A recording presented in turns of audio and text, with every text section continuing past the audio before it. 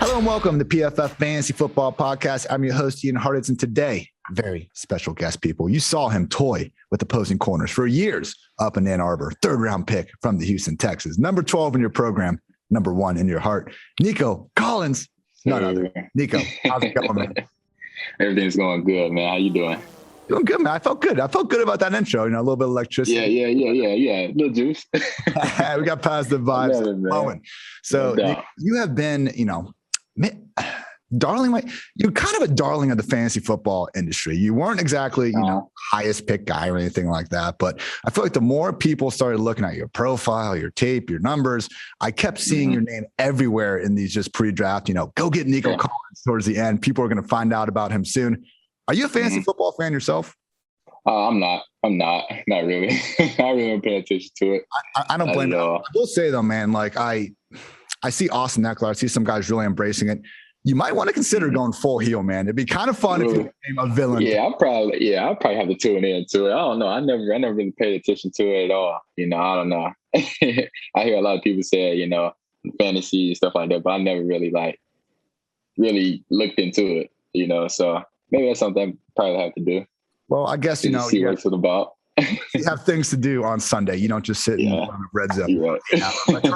So might have something to do with it. But as usual, everyone, I got 10 questions prepped here for Nico. We will right into it. So Nico, you enjoyed a lot of success during your last 2 seasons at Michigan, opted out in 2020. Obviously got to do what you got to do. But man, how tough was that not playing football for a calendar year? I'm assuming for the first time since you were a kid.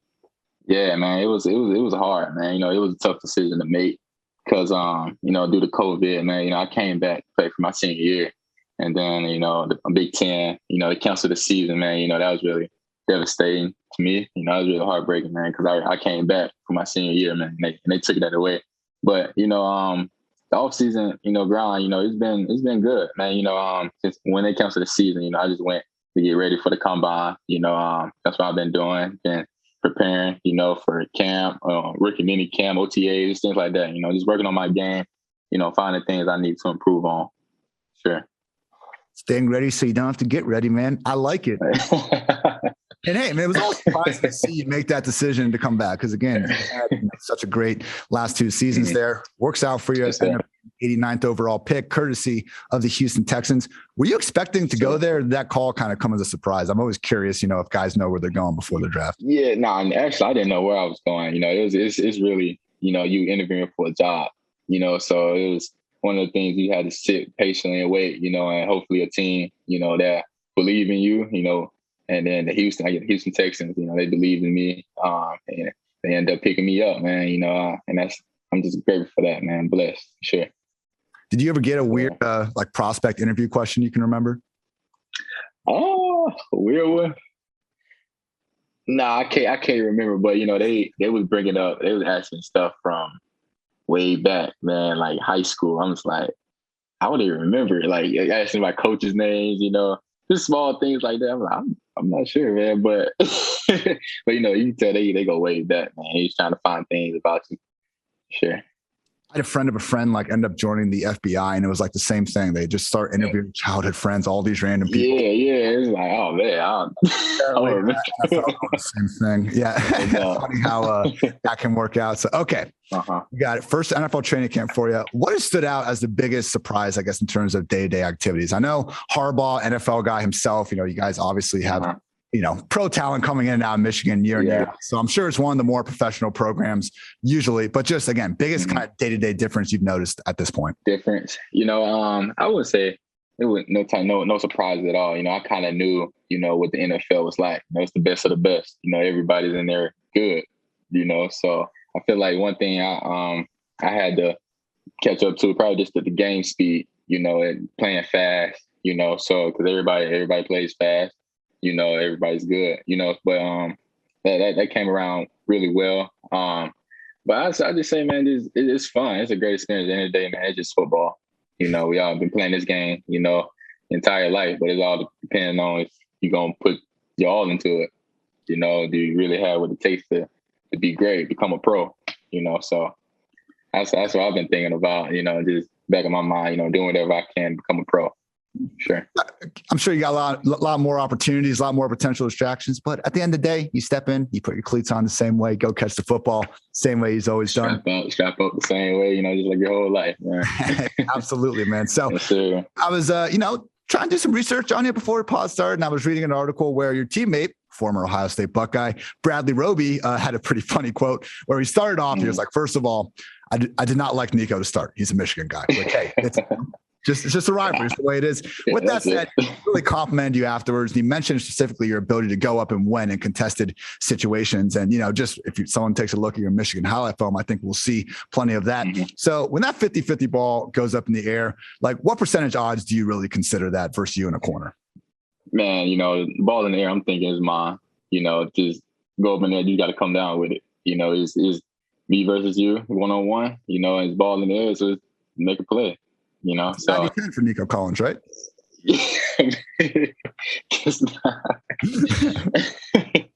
I'm just competing, man. I love competing against the best, man. Iron sharpens iron, for sure. Fair enough. I just love that one Deion Sanders quote from back in the day where it's like, water covers 2/3 of the earth. I cover the rest. We can get funky with it sometimes, man. Yeah. That's that throwback Deion right there. Yeah, there we go. So preseason game, facing off against the Packers. Pretty nice 24-yard catch, man. I thought you might muscle your way there into the end zone, got inside the 5-yard line. I was like, must have been, again, your first competitive football game in 18 months or something. Just how good did that feel to, not be practicing, not just be, actually get off against someone else? Yes, sir, man. It was a great experience, man. I was itching, to play a full game again, because it's been a while since I played, probably like a whole year.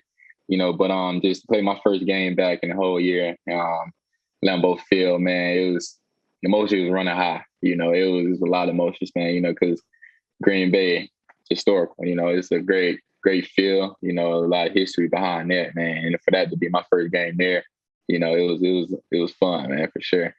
Yeah, absolutely. I enjoyed it. Completely extra aspect there. Yeah, right.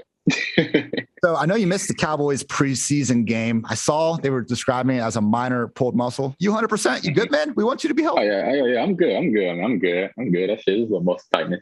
Okay. Different from injured. I like it. Yeah, I'm good, man. I'm good. Okay, so us fantasy weirdos, I said you're not into fantasy football. It's all good. I'm looking at stuff 365 days a year. We got to find something else to analyze. So with these preseason games, we don't necessarily look at how players are doing. There's a backup quarterback in the Falcons named Felipe Franks. He had a 50-yard run. He's never starting over Matt Ryan. So what happens on the field doesn't necessarily matter for what we're looking at. We do really look at these first team snaps, though. As great as some of the depth charts the interns put out in August, we're trying to see who's playing with the quarterbacks. I noticed you were with Tyrod for all 10 snaps. He was there in week 1. I know you'll do whatever the coaches ask you to do, but I'm just wondering, man, do you expect to be out there starting against the Jaguars come September 12th? Man, I'm just going out there every day and just getting better, repeating, man, just having fun, just trying to build trust, from the coaches and Tyrod for sure, man. The whole quarterback unit, the whole team, I'm just trying to build trust, for them to believe in me, trust in me that I can go out there, and make plays for sure. So I heard you say Tyrod. It is Tyrod, right? Because he came out in an interview a couple years ago and says mom called him Tyrod, but he said he was cool. Tyrod. I just call him 5. Just wanted to ask you here about some of the fellow wide receivers because, Will Fuller, great season last year in Houston, took his talents to South Beach. Brandin Cooks projects now, leader, number 1 guy. And just looking at his career, man, 4 different stops, 1,000 yards each and every way. I mean, has there been anything working with Brandin so far that you've just noticed, damn, that's why that guy has been so good so long now in the NFL? Man, it's just everything, man. His work ethic, the way he just attacked everything. The smallest details matter to him, and being him being the vet. I'm the rookie. I'm new to everything, man. So I'm just watching him, soaking all in, picking his brain as much as I can. So that can help me out. On the longer run. Just because he's the best, man. He's good. So it's just blessed to have him. In the same room as me.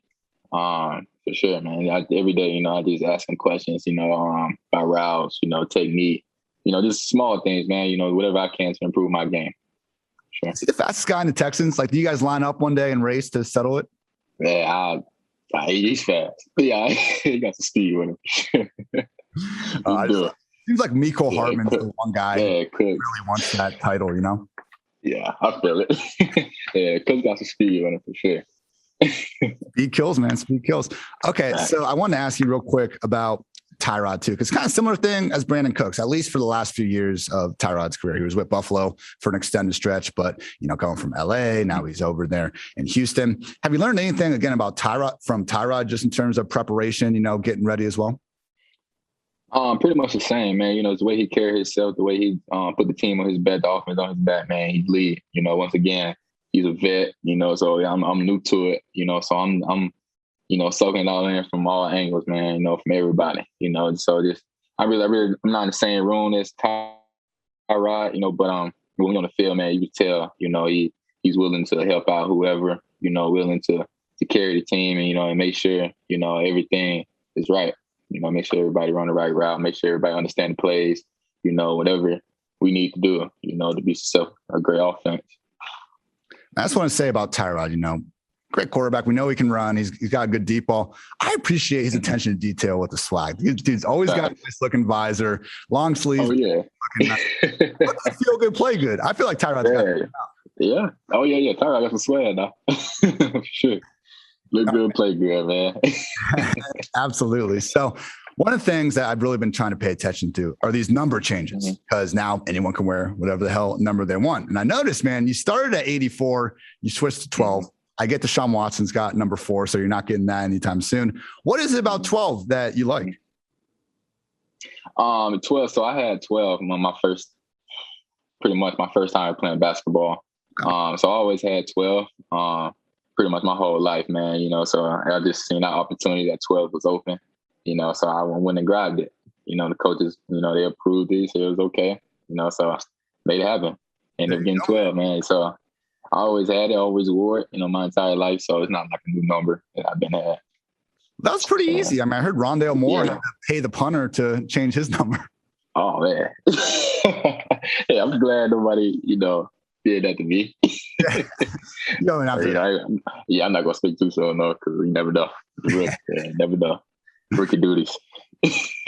Very fair. All right, Nico, we're all pulling for you this year, and great stuff. But I want to get your thoughts on some fellow Michigan men before we let you get out of here. So Donovan Jones is someone where we have a stat, PFF, yards per route run. It does a good job, just showing some guys that maybe were just really efficient, even though they didn't have a ton of opportunities. They don't have the counting stats, but when they were out there, they were making plays. And yeah, Donovan Peoples-Jones, man, was popping. And if you look at the rookie receivers he was finishing alongside, it just makes you think, like, how the hell did this guy fall to the 6th round in the first place? I mean, do you think the NFL just whiffed on that? I mean, how the hell does that happen? Because he's every box. Yeah, I'm not sure, man. I can't speak on that, but I just know the Cleveland Browns, man, they got a dog. They got somebody, that's gonna come in. They're gonna give 110% the entire time. The whole time. He always willing to get better, always trying to find the small things to work on. I'm lucky to play with him for 4 years. 3 years. Whenever he was there, I hope to come in, we were in the same class together, man. Just everything he do, his preparation to the game, man. It's paying off for sure, man. The sky's the limit for him, for sure. That's awesome, man. He gets to play, learn a lot from OBJ. Yeah, man. He over there with some dogs, so sure. He's soaking it in too. I already know. So how quickly some people forget about Beckham, man. I hate some of the slander that's been going his way this offseason. Ramsey came out and said second toughest cover in the NFL, but you were watching. Of course, you're watching OBJ back in 2014 when he's making the best catch we've ever seen and stuff. Oh, if anyone's gonna bounce back, it's Odell freaking Beckham. Yeah, you're right, buddy. I don't really know OBJ like that. But, I can tell, his work ethic. He's willing, to get back, improving his game. And prove the dog was wrong. Just by the outside looking in, I can just tell, he's on a mission. Absolutely. Sure. All right, last one for you. Another teammate, Chris Evans. He's been getting a lot of buzz over at Bengals camp, and a lot of it's been doing with him catching the ball because, with these rookie running backs, sometimes not a lot of college offenses throw the ball to running backs. So we see guys not have these huge receiving totals, and we got to wonder, can they not catch, or were they just not asked to? from your experience playing with Chris, I mean, the Bengals find themselves a pretty like hidden late round gem, a running back that can work across all 3 downs at a high level. Oh man, yeah, man. Chris got it all, man. You know, he got the speed, the cutting ability, you know, the hands. You know, he's just an athlete, man. You know, he just being with him, you know, watching him in practice, you know, back when we was at Michigan, man, you know, it's the way he catch the ball out the backfield, you know, just smooth. You know, he's just a smooth dude. You know, you just watch him run, you know, his cuts, everything is just natural, man. It feel like it's not forced. You know, it just everything's come out him just fluently, man. And, you know, just watching him every day in Michigan, man, you can just tell it come natural to him for sure. I think he's got somebody special. Did all the teammates call him Captain America, or is that just all of us fantasy losers? Yeah, no, I don't know. we never called. Yeah, we never called that one. I feel like that would be a little weird, just like, you know, hey, Chris. Nico, fantastic stuff. Thank you so much for the time, man. Do you have anything to say before you get out of here to Houston Texans or maybe potential fantasy investors of yours throughout the season? No, I don't have anything to say. I don't have anything, man. Pick me or something? Pick me. Hey, you want to believe in me? If you believe in me, hey, pick me. But if you don't, all right. It is what it is. Oh, fantastic stuff. Again, thank you for your time. Thank you all for listening to PFF Fantasy Football Podcast. We will be back before too long. Everyone, have a great fantasy draft weekend. And we got live football back soon. I can't wait. Nico can't wait. Until next time, take care, everybody.